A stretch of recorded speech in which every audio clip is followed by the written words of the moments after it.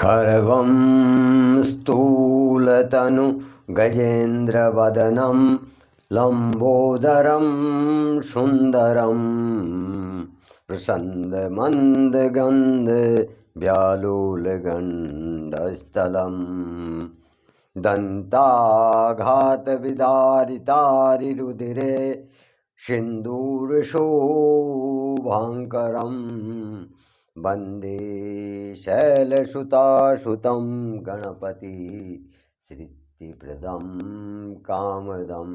जय श्री महाकाल। साथियों, हर हर महादेव। तो मैं साथियों, कल मैंने उस ढोंगी साधु के जो मित्र हैं, कौन, काल केतु पिशाच और उसके साथी,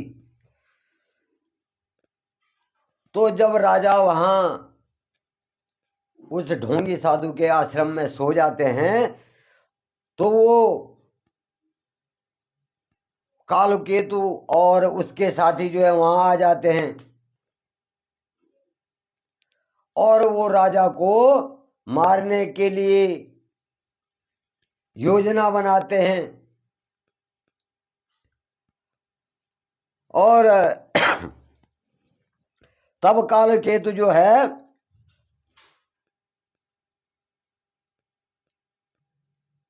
उस ढोंगी साधु जो राजा है वो उससे कहता है कि किस तरह से हम जो है इस राजा को मारें और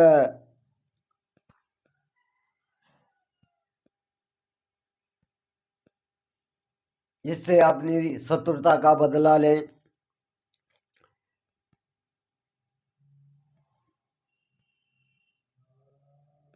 तापस नृप निज सकहि निहारी हरसि मिलऊ उठी भयऊ सुखारी। मित्र ही कही सब कथा सुनाई जातु धान बोला सुख पाई।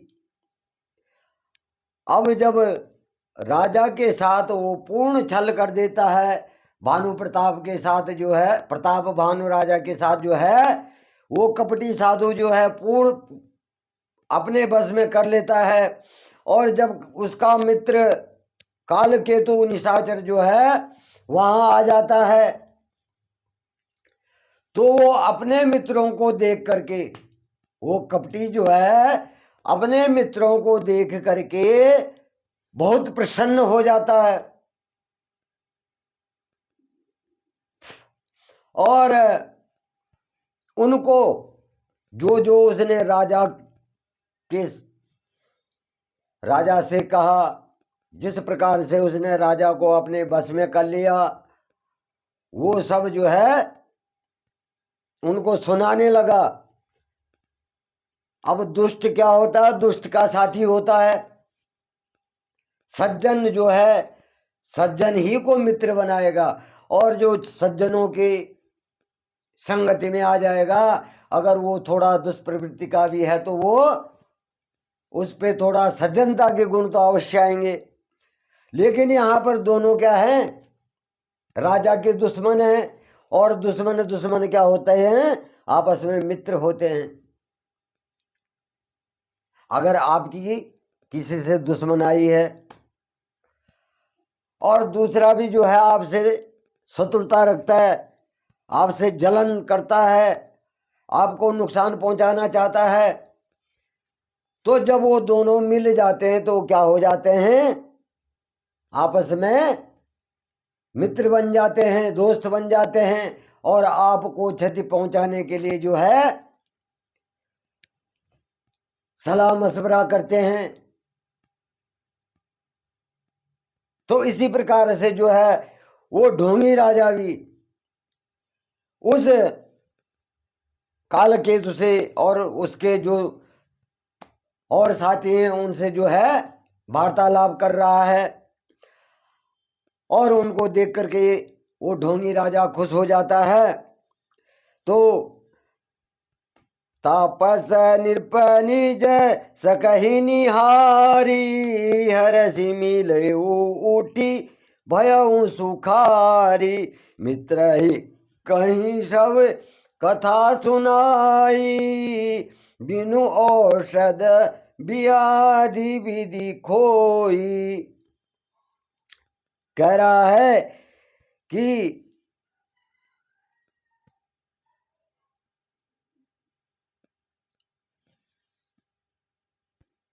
वो ढोंगी साधु अपने मित्रों को कहता है कि मैंने जो है राजा को आनंदित कर दिया, मैंने ऐसे ऐसे उसको कहा है। तो जो है राक्षस सभी जो उसके कालुकेतु के साथ राक्षस थे और कालुकेत समेत जो है सब प्रसन्न हो जाते हैं कि यार मेरे कहने पर जो है तूने अच्छी योजना बनाई है।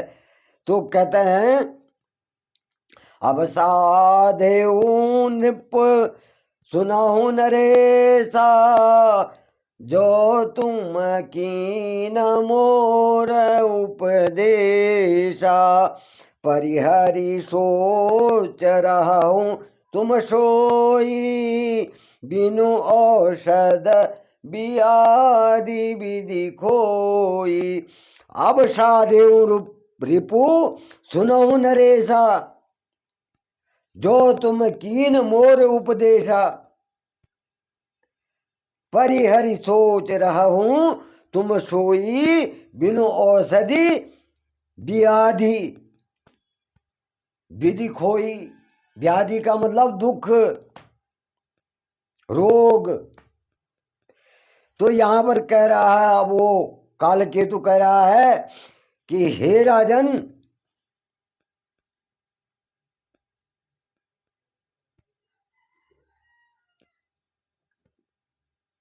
जब तुमने मेरे कहने पर, मेरे कथनानुसार जो है, मेरे कहने के अनुसार जो है इतना काम कर लिया है और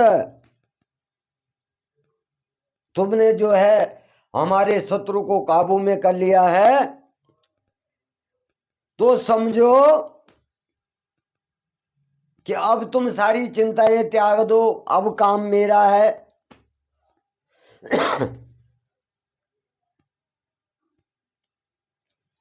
विधाता ने क्या कर दिया है, बिना दवाई के हमारे रोगों को दूर कर दिया है। जो शत्रुता के कारण जो है राजा से जो हमने बदला लेना था उसको पूरा करने का उपाय हो गया है। तो यहाँ पर कह रहा है कि विधाता ने बिना दवाई के ही जो है हमारे रोगों को दूर कर दिया है। खुश हो जाते हैं कि राजा अब हमारे बस में हो गया। लेकिन परमात्मा उसकी रक्षा करने वाले हैं। जो भक्त, जो लोग उस परमात्मा पे आश्रित रहते हैं, उसका आश्रय लेके काम करते हैं, तो उन लोगों को, उन मनुष्यों को जो है परमात्मा अवश्य बचाता है, उनकी रक्षा भगवान करता है। अब वो तो राजा को मारने के लिए, राजा को क्षति पहुंचाने के लिए जो है प्रपंच रच रहे हैं, मकर जाल बुन रहे हैं कि किस तरह से हम अपने शत्रु का जो है वध कर सकें, इसका राज्य हड़प सकें, इसको बेघर कर सकें। तो शत्रु हमेशा बुराई ही चाहता है। शत्रु कभी नहीं चाहता है, जो आपका शत्रु होगा वो कभी नहीं चाहेगा कि आपका उत्थान हो सके, आप अच्छा खाना खाएं, अच्छा रहन सहन आपका हो, आपके बच्चे अच्छे हों। क्योंकि शत्रु ये चाहता कि मैं इतना मेरे पास इतना होते हुए भी, और मैं इसके बराबर नहीं हूं, इसकी बराबरी नहीं कर सकता हूं, तो वो आपको गिराने के लिए,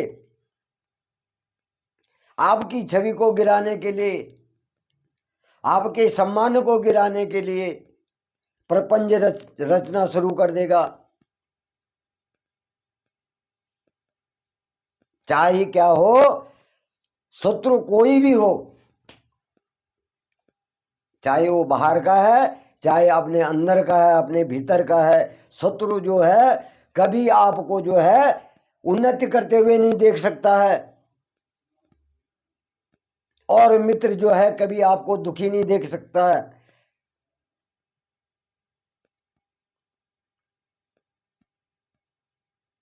सच्चा मित्र जो होता है, सच्चा सगा संबंधी, सच्चा मित्र, यार दोस्त जो भी होते हैं, सच्चे जो होते हैं, जो आपसे प्रेम करते हैं, वो आपको कष्ट में नहीं देख सकता है। और जो आपका शत्रु है, चाहे आपका सगा भाई क्यों ना हो, वो भी आपको उठता हुआ नहीं देख सकता है, आपका मान सम्मान नहीं देख सकता है। तो इसी प्रकार से जब राजा जो है, राजा का राजपाट जो है वो तो बड़ी सरलता से चल रहा था। सभी लोग से, राजा की जो प्रजा थी वो राजा से प्रेम करती थी, और राजा जो है, राजा प्रताप भानु जो है चक्रवर्ती सम्राट बन गए थे। उन्होंने, सब राजाओं ने जो है उनकी अधीनता स्वीकार कर ली थी, लेकिन इस ढोंगी साधु ने प्रताप भानु की अधीनता स्वीकार न करते हुए जंगल में चला गया था भाग करके। तो अब ये पिशाचों से, निशाचरों से जो मिल करके राजा प्रताप भानु से बदला लेना चाहता है। कुल समेत रिपु मूल बहाई, चौथे दिवस मिलव में आई। तापस निरपही बहुत परितोषा, चला महाकपटी अति रोषी। अब जब राजा सब ओर से उस ढोंगी साधु के साथ, उस कपटी साधु के वश में हो जाता है, तो अब वो कह रहा है, कौन? काल केतु।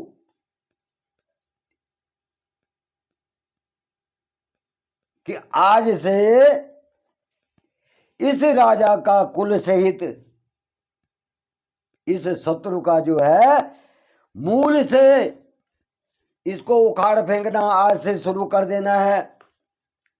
आज ही से जो है इसका जो कुल है उसको जड़ से, मूल मतलब जड़, जड़ से ही खत्म करने की चेष्टा आज से ही शुरू कर देनी है। और तुम प्रताप भानु राजा के यहां जाओ, और मैं तुमको चौथे दिन में मिलने आऊंगा। तुम वहां शुरू कर दो, और मैं तुमसे जो हूं चौथे दिन में वहां मिलने आऊंगा।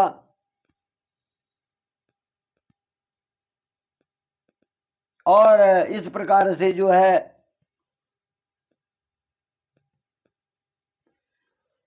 वो ढोंगी जो राजा है वो जो है प्रताप भानु को भी इसी प्रकार से कहता है कि मैं तुमको तीसरे दिन में मिलने आऊंगा, और वो मायावी कह रहा है कि मैं तुमको चौथे दिन में मिलने आऊंगा। अब उसे मायावी, वो मायावी राक्षस जो है ऐसा कह करके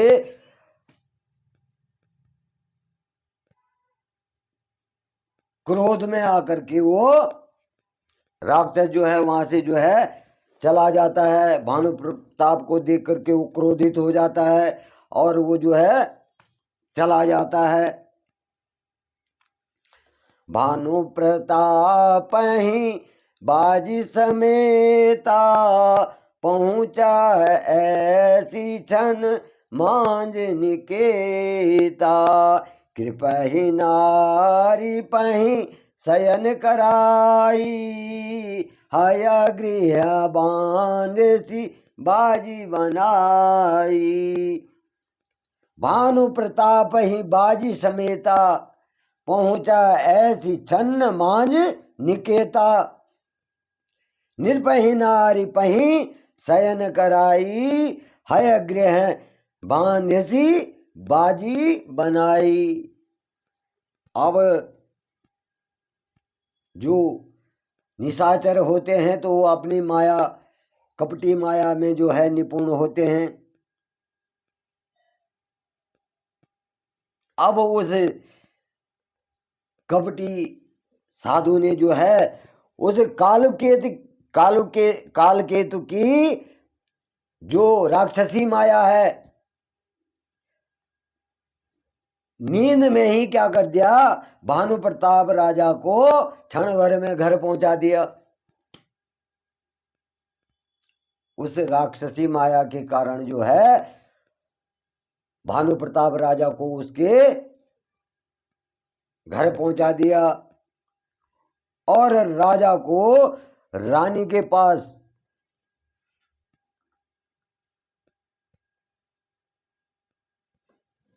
राजा को, जहां राजा और रानी रहते थे तो वहां राजा को सुला दिया और राजा के घोड़े को बांध करके,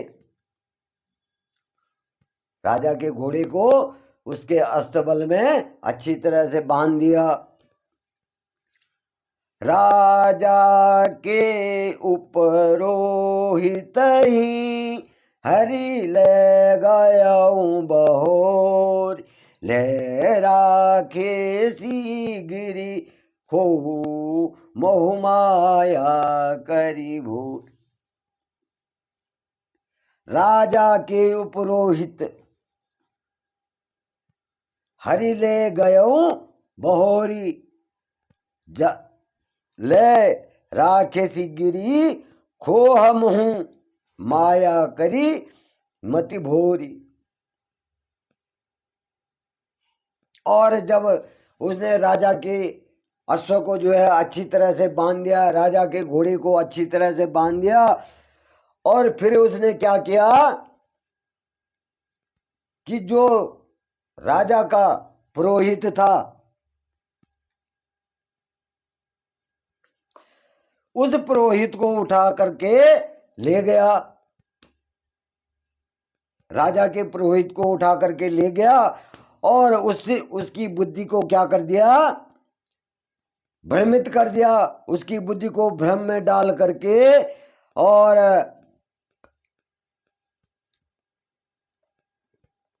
उसको क्या कर दिया, अपने साथ ले गया और पहाड़ के बीच जो खोह होती है,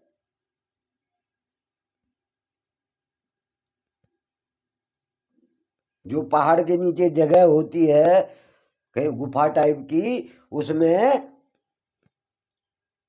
उस पुरोहित को वहां रख दिया, उसकी बुद्धि को भ्रमित कर दिया।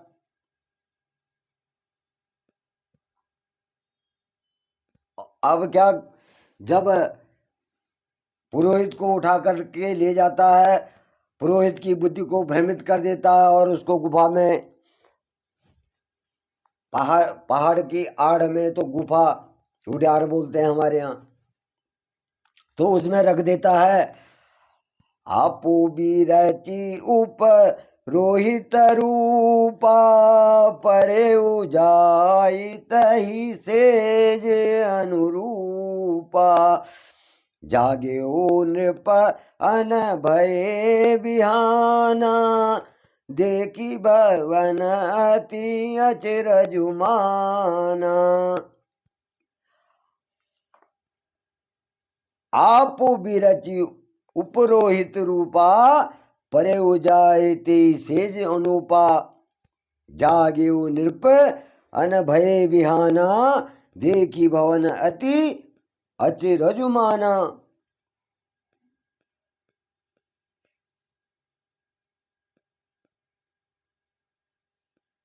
अब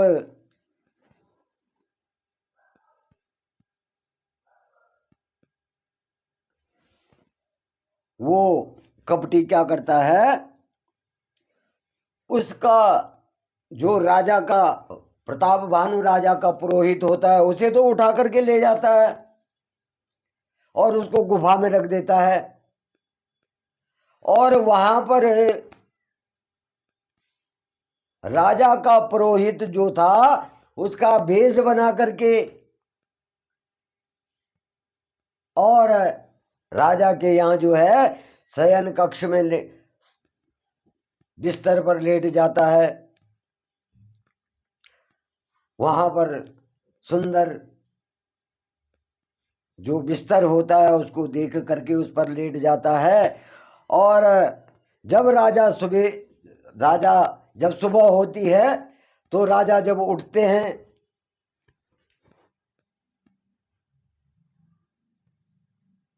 तो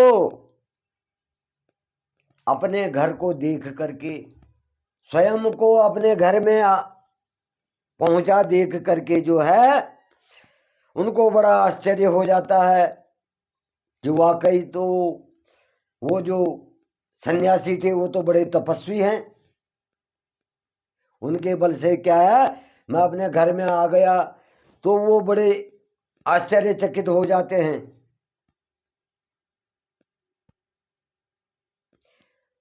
मुनि महिमा मन महो अनुमानी बैठौ गयहि जेहि जानन रानी।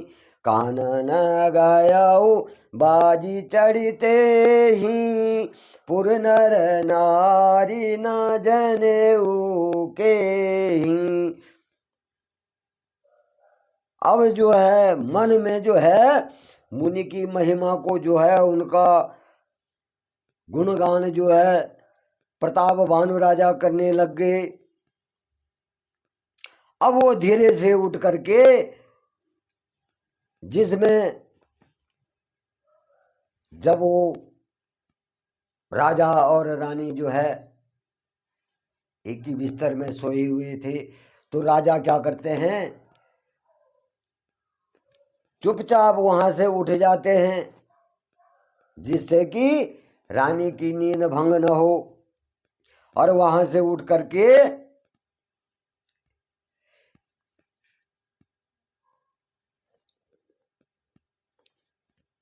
वहां से चुपचाप उठ करके जो है अपने अश्व को खोल देते हैं, अपने घोड़े को खोल करके और उसी पे सवार होकर के जो है जंगल की ओर चले जाते हैं, जंगल में चले जाते हैं।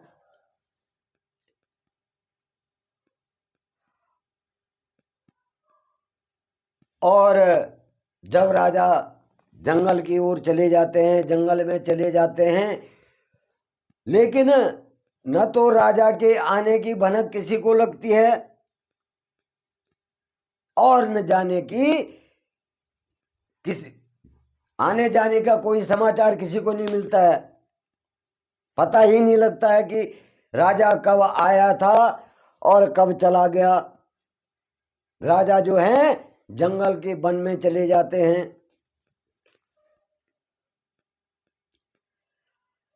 गए जाम जुग भूपति आवा घर घर उत्सव बाजे बधावा। उपरोहित देखता जब राजा चकित बिलोक सुमिर सोई काजा। अब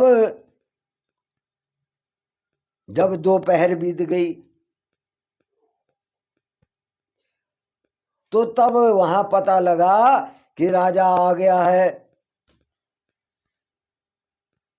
और वहां घर से घर घर जो है उत्सव की तैयारियां हो गई। वहां उत्सव होने लग गया और अनेक प्रकार के वाद्य यंत्र बजने लग गए।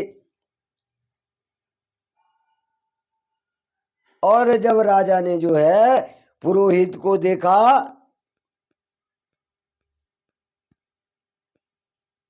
तो पुरोहित को देखते ही जो है उसी कार्य का स्मरण करके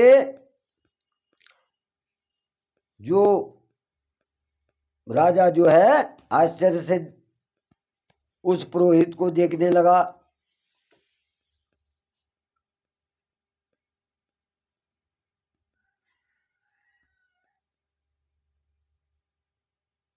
अब इस प्रकार से जो है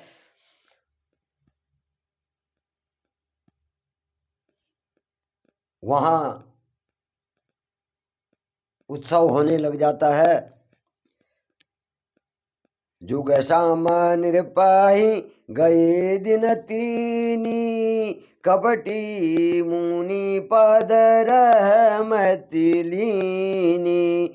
समय जानी उपरोहित आवा, नृपहि मते सब कही समुझावा।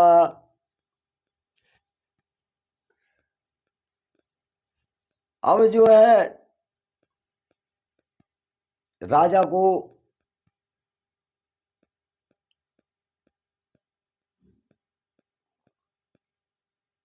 जब राजा अपने राज्य में आता है, यहाँ पर उससे पहले जो पुरोहित भेष में जो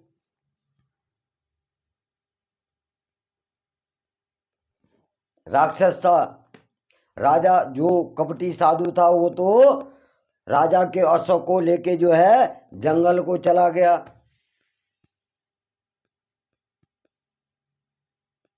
और वहां जो है कालकेतु जो है पुरोहित, उनके पुरोहित का रूप धारण करके बिस्तर में लेटा हुआ। अब जब राजा उठा, प्रतापवान राजा उठा, तो उसने पुरोहित को देखा। तो अपने पुरोहित को तो पहचानते ही हैं, लेकिन कुछ राजा को जो है स्मरण होता है और वो देख करके चकित हो जाता है।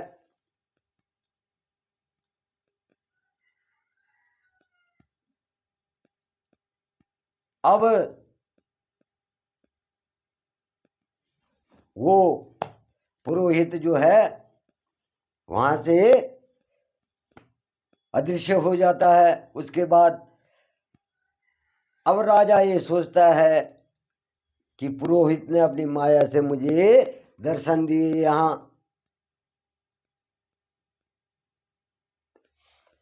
अब होता ये है कि राजा को घर पहुंचते ही जो है, पहुंच करके जो है 3 दिन बीत जाते हैं, लेकिन राजा को ऐसा लगता है कि मानो 3 युग बीत गए हों।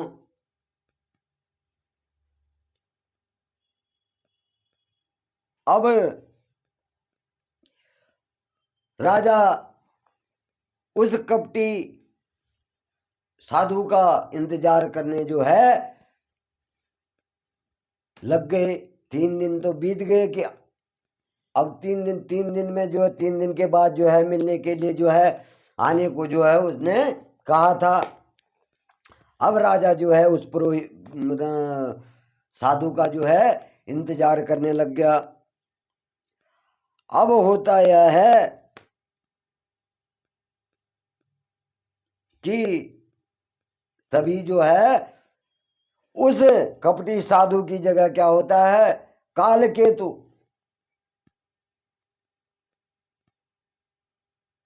उस पुरोहित का भेष बना करके वहां पहुंच जाता है राजा के सामने।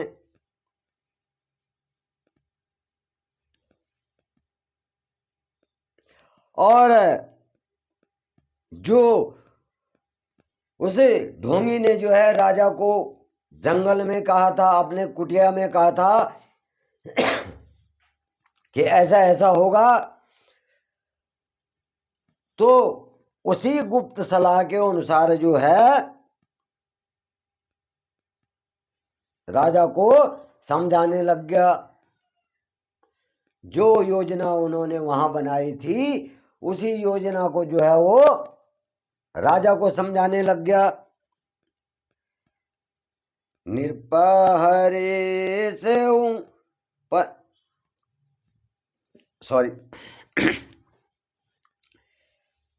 निरपहरे सहु पहचानी गुरु ब्रह्म बस रहा न चेत भरे तुरत सत सहस बर विप्र कुटुम्ब समेत। निरप हर सेऊ पहचानी गुरु। अब जब वो कहानी सुनाने लग गया वहां, तो राजा जो है उसके निर्देशानुसार, उसके कहने पे, उसके संकेतों पे वो उसे पहचान करके क्या हो जाता है, राजा बहुत प्रसन्न हो जाता है। और ब्रह्मवश जो है उस राजा की चेतना जो है भंग हो जाती है।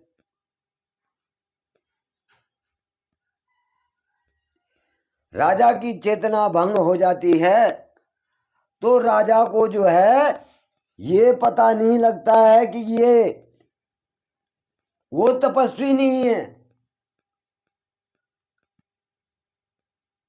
वो तपस्वी नहीं है, ये तो कालकेतु राक्षस है।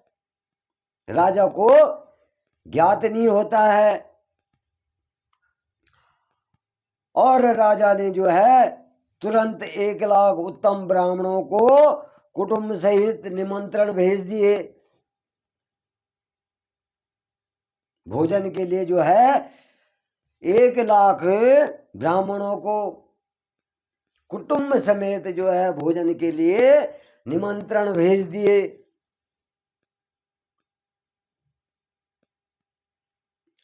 उपरोहित जेव नार बनाई सरस चारी विधि जसी श्रुति गाई। माया मयते ही किन्नर सोई व्यंजन बहुगनि सकड़ न कोई। उपरोहित जेवनार बनाई सरस चारी विधि जसी श्रुति गाई। माया मय तेहि कीन रसोई व्यंजन बहुगनि सकड़ न कोई।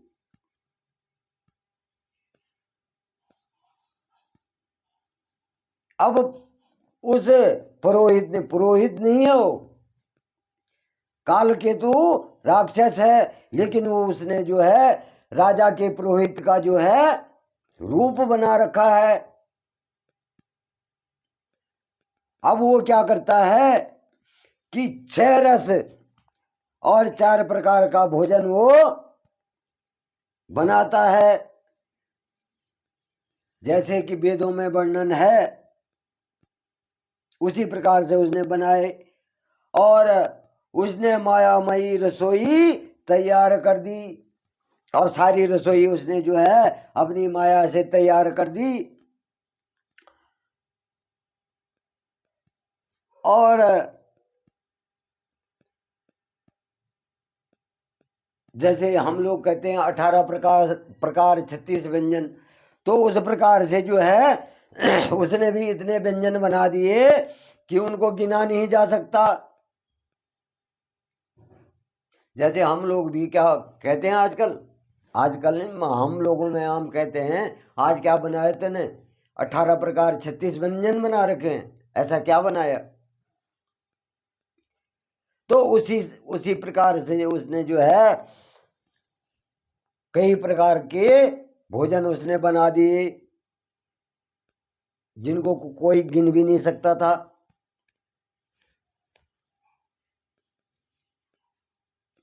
विविध मृगन मर अमीश रांधा तेहि महु विप्रमान सुखलु साधा भोजन कहूँ सब विप्र बुलाए पद पखारी सादर बैठाए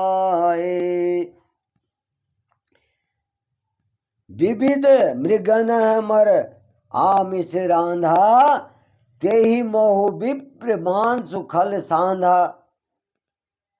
भोजन कहु सब विप्र बुलाए पद पखारी सादर बैठाए। अब क्या होता है कि जब वहां पर ब्राह्मण आ जाते हैं परिवार सहित तो वो कपटी राक्षस क्या करता है, वहां अनेक प्रकार के पशुओं के मांस को पकाता है। उसने जो व्यंजन बनाए वो सारे मांस के व्यंजन बनाए, उसने मांस को पकाया और उस दुष्ट ने क्या किया कि ब्राह्मणों के भोजन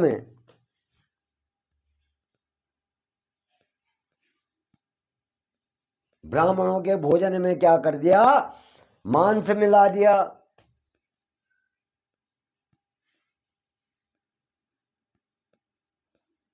तो कितना बड़ा कपट किया, कितना बड़ा छल कर दिया,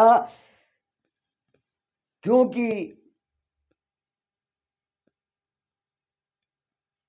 अब ब्राह्मणों का भी तो श्राप मिलेगा उसको।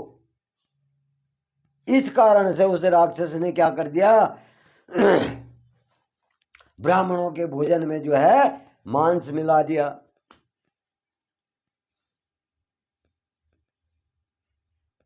क्योंकि जो पहले पुरोहित जो ब्राह्मण होते थे वो मांस मदिरा का सेवन नहीं करते थे, शराब नहीं पीते थे, मांस नहीं खाते थे।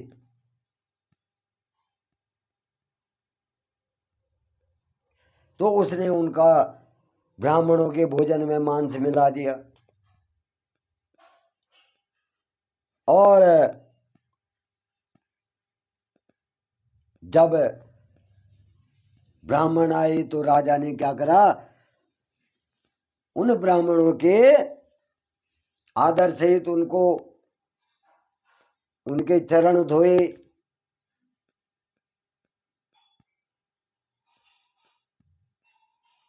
और उनको आदर सहित भोजन के लिए बिठाया।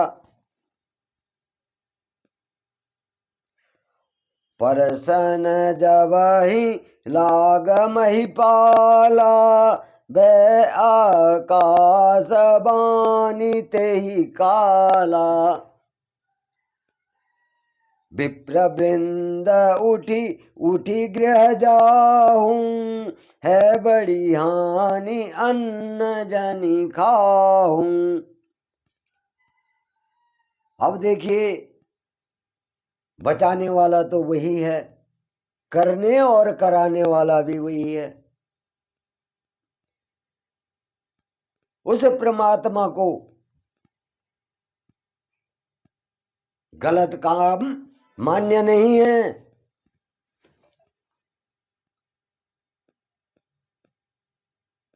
वो परमात्मा जो है गलत कार्यों को स्वीकार नहीं करता है। तो यहां क्या होता है,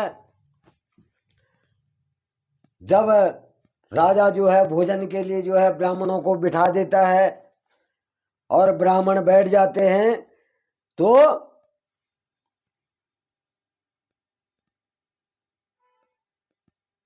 परुषन जब लाग ही महिपाला भव आकाश बानी ते ही काला। तो जैसे ही राजा जो है उस भोजन को परोसने लगता है ब्राह्मणों को, तो उसी समय क्या होता है, आकाशवाणी होती है। उसी समय आकाशवाणी होती है और वो आकाशवाणी कहती है कि हे ब्राह्मणों, उठो और उठ करके अपने अपने घरों को जाओ, इस अन्न को मत खाओ, इस अन्न को मत खाओ, और अगर तुमने ये अन्न खा लिया तो इसमें जो है तुमको बड़ी हानि हो जाएगी।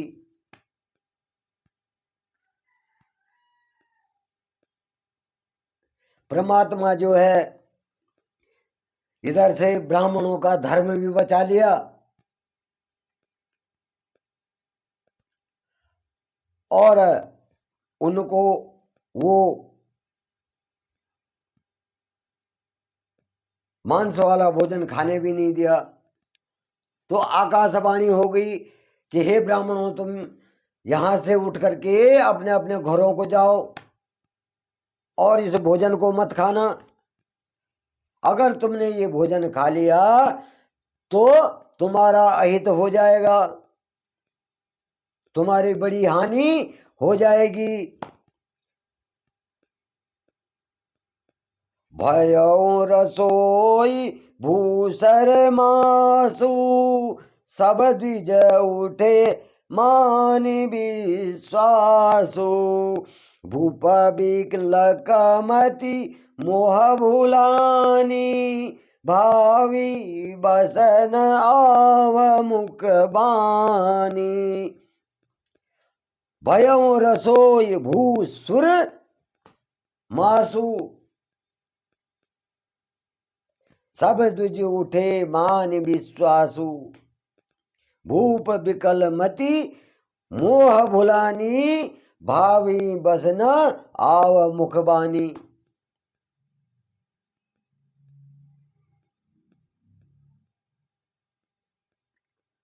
अब जब उस रसोई में जो है ब्राह्मणों के लिए मांस बनाया गया तो आकाशवाणी हुई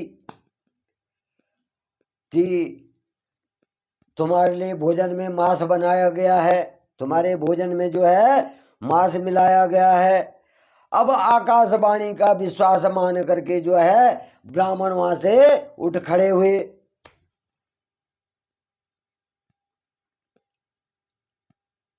अब ब्राह्मण वहां से उठ खड़े हुए तो राजा जो है व्याकुल हो गए। जब आकाशवाणी सुनी राजा ने भी और ब्राह्मणों ने भी, तो ब्राह्मणों ने विश्वास कर लिया आकाशवाणी पे और वो भोजन न करते हुए वहां से उठ खड़े हुए। और राजा यह देख करके जो है बहुत दुखी हो जाते हैं।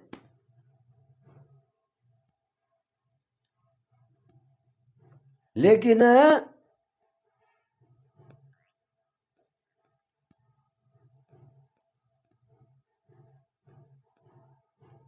उनकी बुद्धि जो थी, राजा की बुद्धि जो है, उस राक्षस ने क्या कर रखी थी, मोह रखी थी।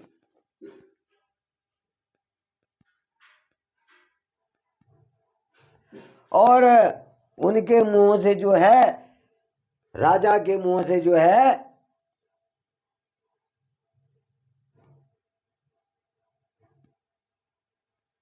एक भी बात नहीं निकली कि राजा दुखी तो हो गए लेकिन ब्राह्मणों से कुछ भी नहीं कह सके। बोले विप्रकोप तब नहीं कछु कीनी विचार, जाए निशाचर हो नृप मूढ़ सहित परिवार। अब यहाँ पर जो है सब कुछ उनका जो प्रपंच था वो सही होने लग गया। बोले विप्र सकोप तब नहीं कुछ कीन विचार, जाय निशाचर हो नृप मूढ़ सहित परिवार। अब जब आकाशवाणी होगी कि तुम्हारे भोजन में जो है मांस मिलाया गया है, तो ब्राह्मण अपनी जगह से खड़े हो जाते हैं और राजा को जो है क्रोधित हो करके श्राप दे देते हैं। उन्होंने कुछ सोचा विचारा नहीं, राजा ने तो नहीं बनाया भोजन, भोजन तो रसोइया बना रहा है, लेकिन बुलावा किसने भेजा? राजा ने, और राजा ही भोजन परोस रहा था। तो ब्राह्मणों को क्रोध आ जाता है और ब्राह्मण जो है राजा को क्या करते हैं, कुल सहित जो है बिना विचार किए श्राप दे देते हैं। अरे मूर्ख राजा, तू जा करके जो है परिवार सहित क्या हो जा, राक्षस हो जा, तू राक्षस हो जाएगा परिवार सहित।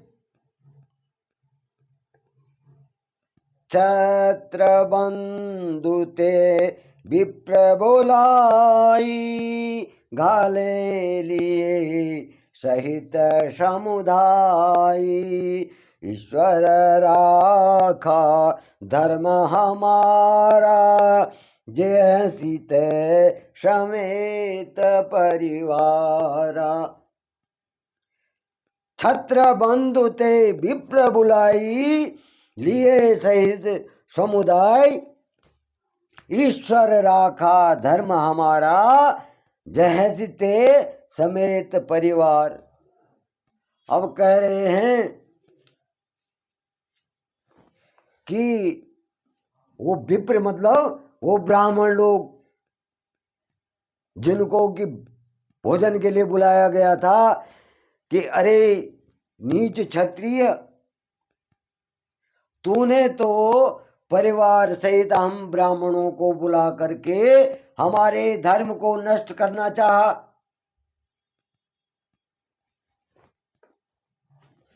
तूने तो हमें इसलिए बुलाया कि जिससे परिवार सहित हमारा धर्म जो है नष्ट हो जाए, लेकिन परमात्मा ने, ईश्वर ने जो है हमारे धर्म की रक्षा कर ली। अब तू क्या हो जाएगा, परिवार सहित नष्ट हो जाएगा।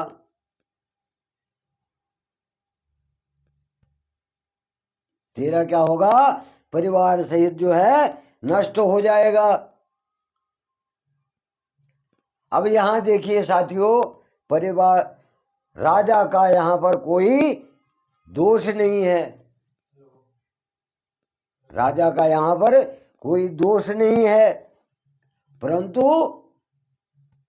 उस राक्षसी माया से जो है राजा के ऊपर जो है दोषारोपण हो गया है और ब्राह्मणों ने श्राप दे दिया है।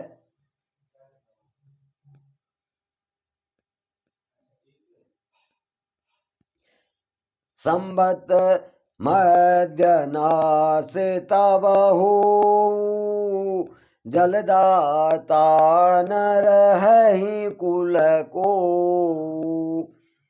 निप सुनि श्राप विकल अति त्रासा, भैबो बहोरी बर गिरा आकाशा।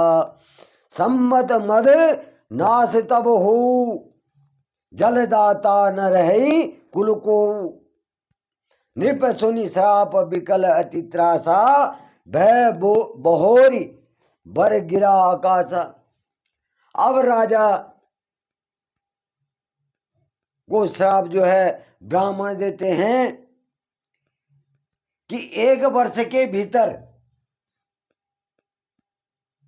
तेरा नाश हो जाएगा, 1 वर्ष के भीतर तेरा नाश हो जाएगा और तेरे कुल में पानी देने के लिए भी कोई शेष नहीं बचेगा, जीवित नहीं बचेगा।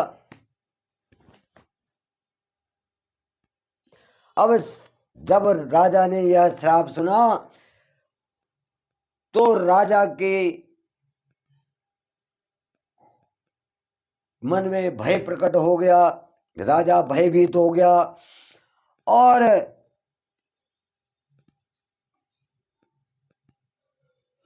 ऐसा लगा कि राजा को ऐसा लगा कि जैसे आकाश पृथ्वी पर टूटकर गिर गया हो। आकाश जो है पृथ्वी पे टूट के गिर गया हो। भूपति भावी मिटई नहीं, यद्यपि न दूषण तोर, किए अना अन्यथा होय नहीं, विप्र शराप अति घोर।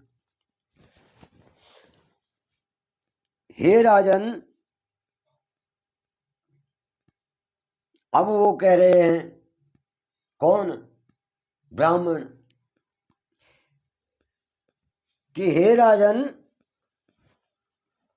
यद्यपि तुम्हारा दोष नहीं है, तुम्हारा दोष नहीं है, भोजन तुमने नहीं बनाया है,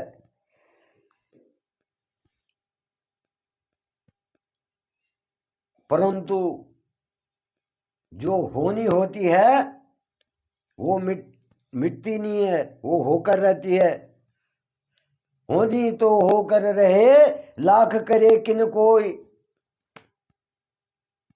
कितने भी बचाव कर लो, जो उस विधाता ने लिखा होगा और जो होना होगा वो होकर ही रहेगा। तो यहां पर भी यही कह रहे हैं कि राजा का तो दोष है नहीं, परंतु जो होनी है वो होकर ही रहेगी, वो तो मिट नहीं सकती है। और कहते हैं कि उस समय ब्राह्मणों का जो श्राप होता था वो भी बड़ा भयानक होता था।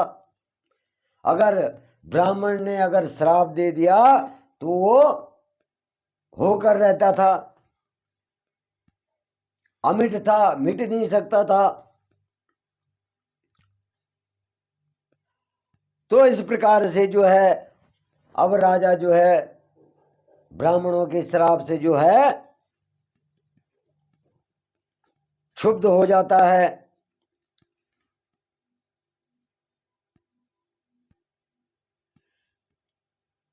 अस कही सब महिदेव सिधाए, समाचार पुर लोगन पाए, सोचहि दूषण देवहि देहि, विरिचत हंस काग किए जेहि।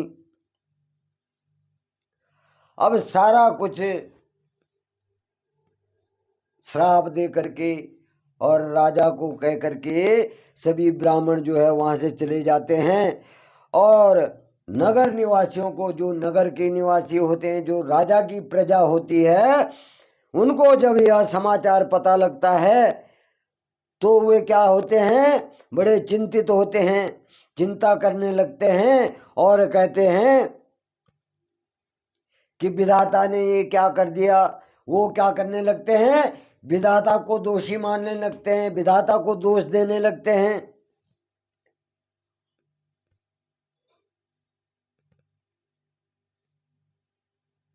जिस विधाता ने राजा को हंस बनाते बनाते क्या कर दिया, कौवा बना दिया। अब ऐसा जो है सभी प्रजाजन मन में सोचने लगे और कहने लगे कि हमारा जो राजा था वो पुण्यात्मा था, धर्मात्मा था, और इनको जो है, इन राजा को है देवता बनाना चाहिए था, जो कि ब्राह्मणों के श्राप से क्या होगा, राक्षस बन जाएगा। ब्राह्मणों ने उसे जो है, ब्राह्मणों के श्राप ने जो है उसे राक्षस बना दिया, जबकि इनको क्या करना होना चाहिए था, देवता बनना चाहिए था। तो ये विधाता ने जो है कैसी लेख जो है हमारे राजा के मस्तक पे लिख दी।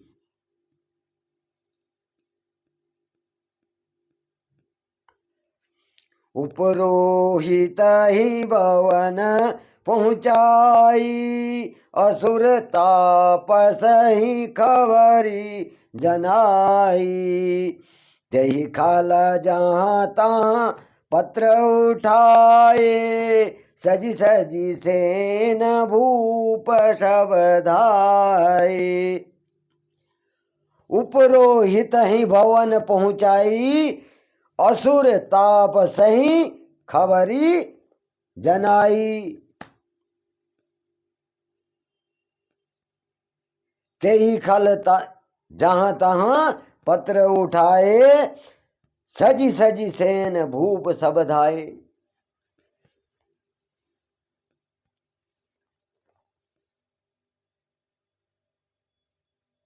अब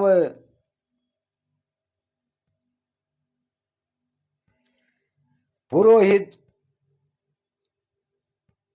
जो पुरोहित बन के आया था, जो उस राक्षस ने जो है पुरोहित को जो है, जिस पुरोहित को उठाया था, तो उस पुरोहित को उसके घर पहुंचा करके असुर काल केतु जो है वो कपटी तपस्वी को क्या करता है, खबर पहुंचा देता है कि मैंने अपना काम कर दिया है। जब वहां सारा कर्म कांड हो जाता है, सभी जो है ब्राह्मण श्राप दे देते हैं। तो वो क्या करता है, काल केतु राक्षस, जिस ब्राह्मण को उसने अगवा किया था, उस ब्राह्मण को क्या करता है, उसके घर छोड़ देता है और जाकर के उस ढोंगी साधु को सारी सूचना दे देता है। और उसने उसने जो है क्या कर दिया, जहां तहां पत्र भेज करके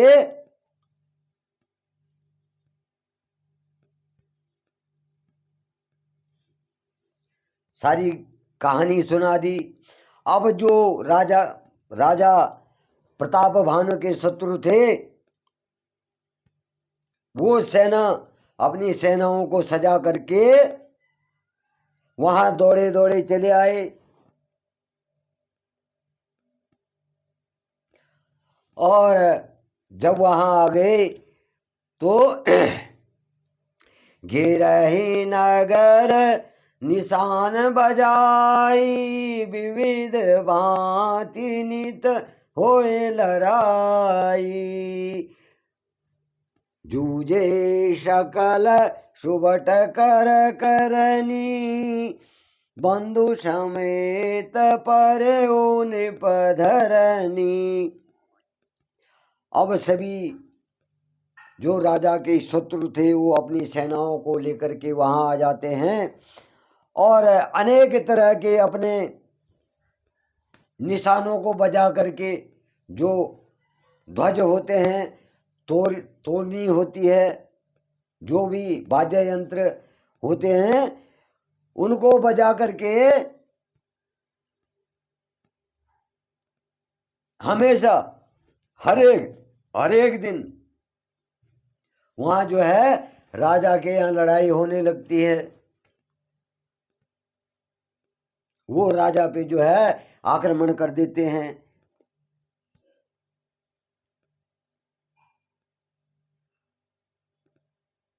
अब जब सारे राजा जो है युद्ध करने, प्रताप भानु राजा के योद्धाओं से, सूरवीरों से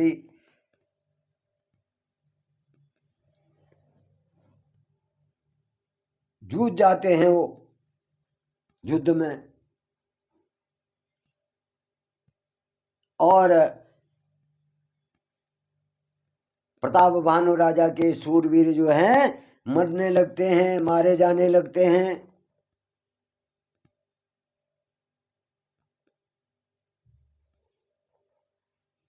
अब इस प्रकार से जो है प्रताप भानु राजा और उसके भाई समेत जो है वो युद्ध में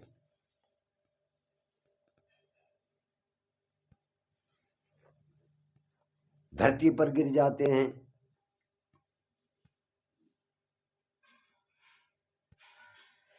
सत्य केतु कुल को नहीं बाचा, विप्र श्राप किमि होई असाचा। रिपुजत जीती सब नृप नगर बसाई, निजपुर गवने जय जशु पाई। अब क्या होता है कि सत्यकेतु के कुल में जो उनके पिता सत्यकेतु होते हैं उनके कुल में कोई नहीं बचता है, क्योंकि ब्राह्मणों का श्राप कोई झूठा नहीं जाता है, वो झूठा नहीं जा सकता है।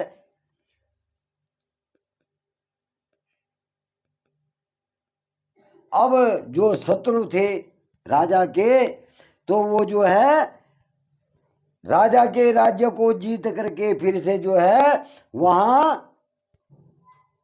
अपना अपना विजय और यश पाकर अपने अपने नगरों को चले गए। उन्होंने नगर जीत लिया और यश पा लिया कि हमने जो है प्रताप भानु राजा को जीत दिया है, उसके नगर को जीत लिया है। भारद्वाज सुनु जाहि जब होई विधाता वाम, दूरी मेरु सम जनक जम ताहि ब्याल समदान। भारद्वाज सुनु जाहि जब होई विधाता वाम, धूरी मेरु सम जनक जम ताहि ब्याल समदाम। अब यज्ञवल्क्य जी जो हैं भारद्वाज जी से कह रहे हैं कि हे भारद्वाज, जो विधाता के विपरीत होते हैं या जाते हैं तब उसके लिए क्या होता है, धूल का कण भी सुमेरु पर्वत के समान होता है। धूल का कण भी सुमेरु पर्वत के समान होता है। और उसके पिता भी क्या होते हैं, उसके लिए यम के समान होते हैं, काल रूप।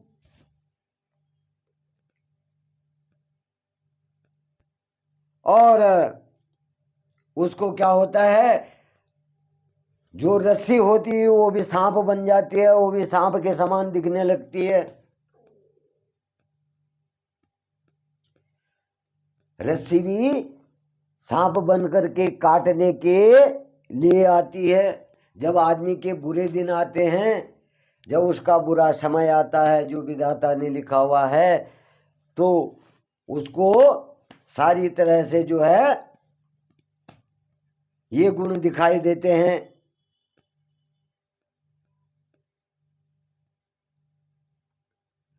कह रहे हैं कि उसको जो है धूल का कण भी सुमेरु पर्वत की तरह दिखने लगता है। और पिता, अपना स्वयं का पिता भी जो है यमराज के समान दिखने लगता है, काल रूप। और जो रस्सी होती है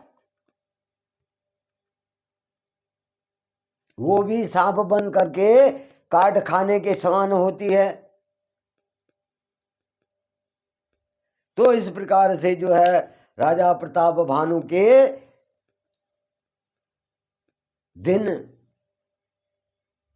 बुरे आने लग गए और सत्यकेतु के कुल में अब ब्राह्मणों के श्राप से कोई नहीं बच पाएगा। तो जय श्री महाकाल, हर हर महादेव। साथियों, आप सभी पर भगवान महाकाल शिव की, भगवान वासुदेव की कृपा बनी रहे, भगवान राम की कृपा बनी रहे। इससे आगे की कथा जो है मैं आपको कल सुनाऊंगा,